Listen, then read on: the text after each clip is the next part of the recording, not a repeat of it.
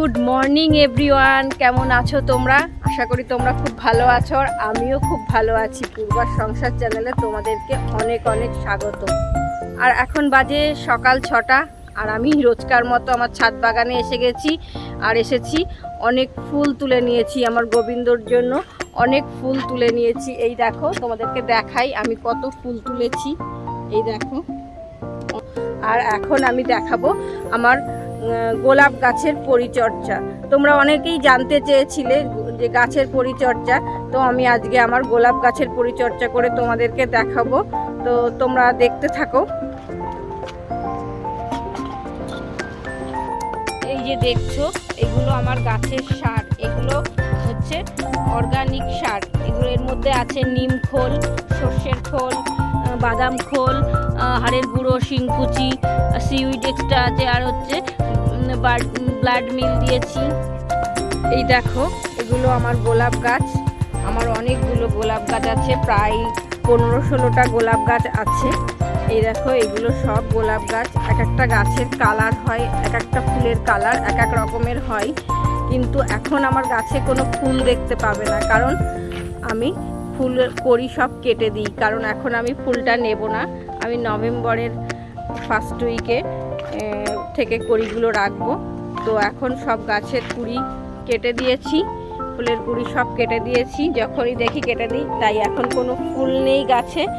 তো দেখো, আমার এই গাছগুলো অনেক দিনের পুরনো, প্রায় 5-6 বছর হবে।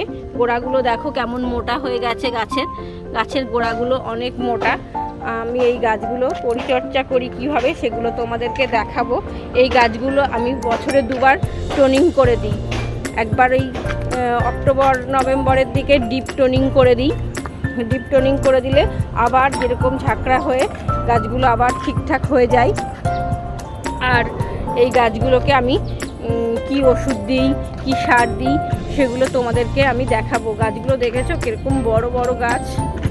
এগুলো হচ্ছে আমার গাছের মিক্স সার। এই মিক্স সারটা আমি প্রত্যেক গাছেই দিই। আমার সব গাছেই প্রায় এই সারটা দিই। এই সারটা খুব ভালো, গাছের কার্যকরী। এটা আমি অর্গানিকভাবেই গাছ তৈরি করি। এই দেখো, পুরো সব মিশিয়ে রেখে দিয়েছি, 1 মাস হয়ে গেছে। এখন এগুলো গাছে ইউজ করা যাবে। আমি রাসায়নিক সার গাছে কম দিই, কারণ রাসায়নিক সারে গাছের ক্ষতি করে। এগুলো অর্গানিকভাবেই করি, আমি চেষ্টা করি। তবে NPK 20-20 আর 00-50 এটা একটু দিই। আর বাদ বাকি ফাঙ্গিসাইড, আর গাছে পোকা লাগলে কাকা দিই। আর যদি খুব গাছে অসুবিধা হয়, অনেক পোকা লেগে গেছে, তখন পফেক্স সুপার দিই। আর এই যে গোলাপ গাছের আর একটা ওষুধ আছে, দেখো গোলাপ গাছের এই ওষুধটা খুব কার্যকরী। এটা হচ্ছে ইন্টারপিট। বৃষ্টির জল লেগে লেখাটা উঠে গেছে। এটা 1 লিটার জলে 15 ফোঁটা দিয়ে গোলাপ গাছে দিই। কিন্তু এটা খুব কার্যকরী। গোলাপ গাছের পাতা কোঁকড়ায় না, আর গাছগুলো সতেজ থাকে। তো আমি গাছের পরিচর্যা করে দেখাচ্ছি। একটা গাছে যেভাবে আমি সার দেবো, ওষুধ দেবো, প্রত্যেকটা গাছেই সেইভাবে দিতে হবে। তো তোমরা দেখো, এই দেখো গাছের গোড়াটা এইভাবে খুঁড়ে নিতে হবে। গাছের গোড়াটা একটু খুঁড়ে নিয়ে সারগুলো দিতে হবে। তারাও আমি দেখাচ্ছি। এই যে গাছের গোড়া খুঁড়ে নিয়েছি, গাছের গোড়াটাই দেখো। এই যে গাছের গোড়াটা আমি খুঁড়ে নিয়েছি। এবার এই যে 1 মুঠো এই অর্গানিক সার, 1 মুঠো 4-5 দিয়ে দেব। এই দেখো, 4-5 দিয়ে মাটিগুলো চাপা দিয়ে দেব। এই যে, আর এর মধ্যে দেব 1 চামচ, এই যে 1 চামচ ফাঙ্গিসাইড। কারণ খুব গোলাপ গাছে ফাঙ্গাস লাগে। ব্যাবিস্টিন আমি ইউজ করি। অনেক ধরনের ফাঙ্গিসাইড বাজারে পাওয়া যায়, যে ফাঙ্গিসাইডটা ভালো হবে সেটাই আপনারা দিতে পারেন। এই হচ্ছে সার দিয়ে দিলাম।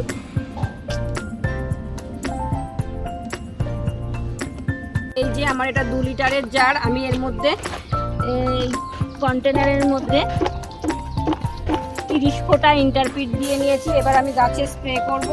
এরকম করে প্রত্যেকটা গাছে স্প্রে করতে হবে।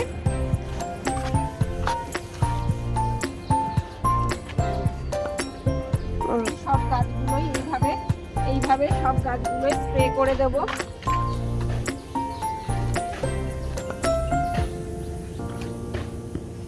গাছগুলোতে এইভাবে স্প্রে করে দিচ্ছি।